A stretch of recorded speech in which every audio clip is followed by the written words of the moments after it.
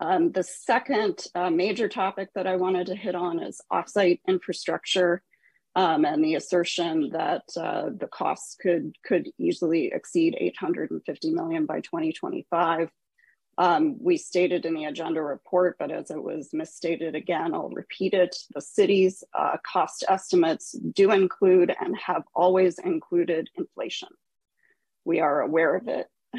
We are very aware of it, certainly in the last 6 months, as I think everybody is, as they're feeling inflation in their pocketbooks. So when you add inflation on costs that are already inflated, you get a really inflated number.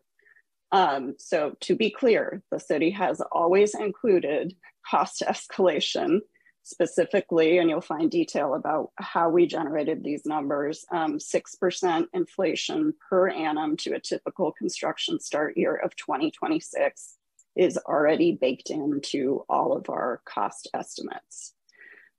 So by starting from these hypothetical offsite infrastructure costs, adding seaport compatibility measure costs, which appear to just be a swag, and then escalating costs that are already escalated, I would say that the professor overestimates the offsite infrastructure costs by at least $250 million.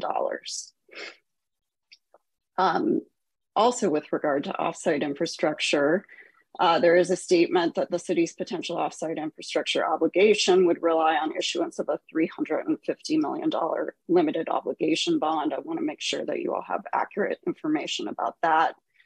Offsite infrastructure, per the council's direction, would be funded primarily by federal, state, and regional infrastructure grants.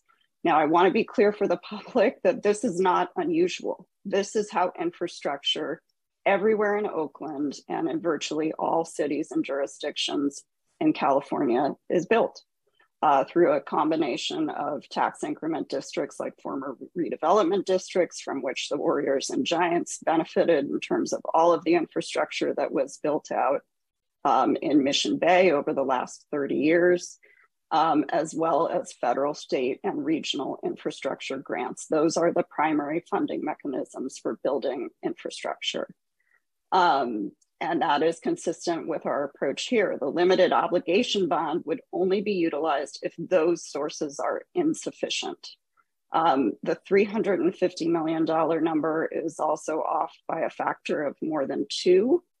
We have always, as a city staff team, looked at the potential for issuing a limited obligation bond through the lens of first we pay ourselves, right? So the professor has very aptly described the expenses, which can be unexpected, which can result from projects like this, both sports projects and real estate development projects. And so in looking at structuring a limited obligation bond, we have looked at the projected revenues from the project and the projected expenses from the project, and first deducted from those revenues the expenses that we anticipate undertaking before we look at what the bond proceeds could be. So $350 million is not an accurate estimate.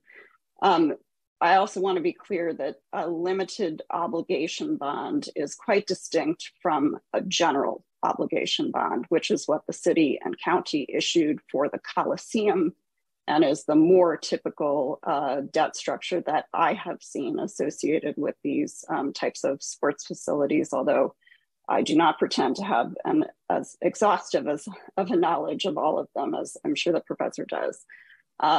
So for the public, a general obligation bond is a bond which essentially puts the full faith and credit of the city behind the debt. So it sort of says, you know, this debt is the first thing that when we as policymakers make our budget for the year, the first thing we have to do, just like a household, is we have to pay our mortgage, right? We have to pay our mortgage, we have to make our car payment, et cetera. It's a general obligation debt. A limited obligation debt is quite different, as you can tell from the name. And what it does is it gives recourse to the bondholders to only a certain set of revenues, in this case, revenues that are directly generated by the project. And in that way, it does keep those bondholders more remote from the city's general fund. Last, on offsite infrastructure, there was a discussion about the additional maintenance costs that would be associated with the offsite infrastructure, and the fact that there was no dedicated revenue stream to cover their expense. To be clear, all of the offsite infrastructure, with the exception of the grade separated crossings, are existing public streets in the city of Oakland, which the city currently maintains out of our general fund. So these are not new costs. These are costs we currently undertake. I think that it's reasonable to say that some of the maintenance costs will increase because we are essentially improving or installing, elements like street trees that might not exist today. I think it's also quite fair to say in many cases, the maintenance costs will decrease because we are replacing infrastructure that is decades, or in some cases centuries old, with brand new infrastructure, which costs much less to maintain and will not need to be replaced again for some time in the future. And also that all new public streets and parks that we talked about, that on-site public infrastructure earlier, would be maintained by the developer at the developer's expense, not the city. So existing streets, which the city is currently maintaining, it would continue to do so. New streets would be maintained by the developer.